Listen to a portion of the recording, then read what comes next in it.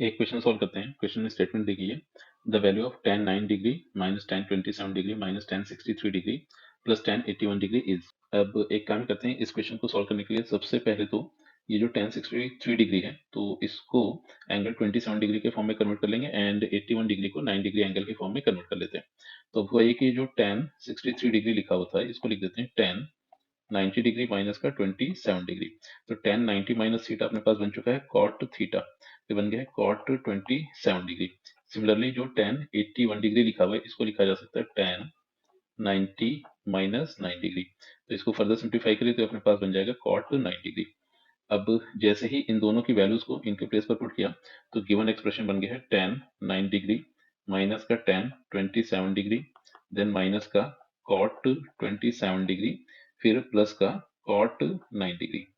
अब एक काम ये कर लेते हैं कि इन दोनों टर्म्स को साथ में रखा और इनको साइन कॉस के टर्म्स में कन्वर्ट कर देते हैं।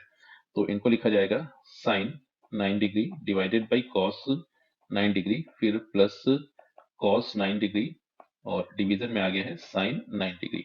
फिर एक काम ये कर लेते हैं कि ये जो दो टर्म्स गिवन थे नेगेटिव साइन यहाँ से कॉमन किया और फिर रिजल्टेंट अपने पास बन गया है tan 27 degree and cot 27 degree. तो tan 27 डिग्री को लिख लेते हैं sin 27 डिग्री डिवीजन में cos 27 डिग्री, फिर cot 27 डिग्री को लिख लेते हैं cos 27 डिग्री डिवीजन में आ गया है sin 27 डिग्री।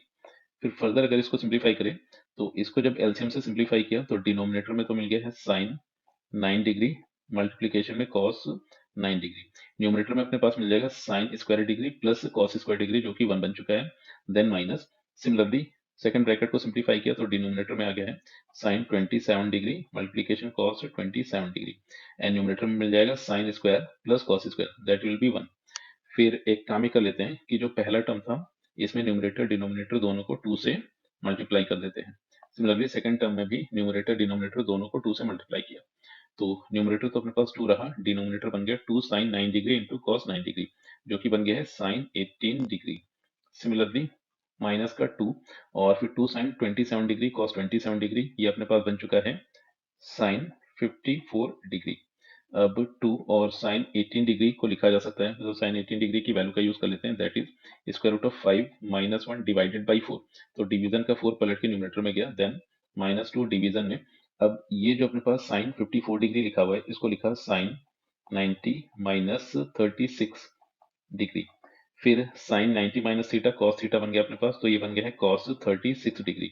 तो अब इन इसके प्लेस पर cos 36 डिग्री की वैल्यू का यूज कर लेते हैं तो ये अपने पास मिल गई है square root of 5 plus 1 divided by 4, 4 पलट के ऊपर चला गया। फिर फर्दर एक काम करते हैं 8 कॉमन कर लिया, अब ब्रैकेट में अपने पास बचेगा स्क्वायर रूट ऑफ 5 माइनस 1, फिर माइनस का 1 upon square root of 5 plus 1। तो फर्दर ब्रैकेट को एलसीएम से सिंप्लीफाई किया तो रिजल्टेंट आ रहा है डिनोमिनेटर मिल गया है square root of 5 minus 1 times square root of 5 plus 1, numerator में आ गया अपने पास square root of 5 plus 1 minus square root of 5 and minus minus plus का 1 और फिर ये मिल गया अपने को 8 टाइम्स न्यूमरेटर में बन जाएगा।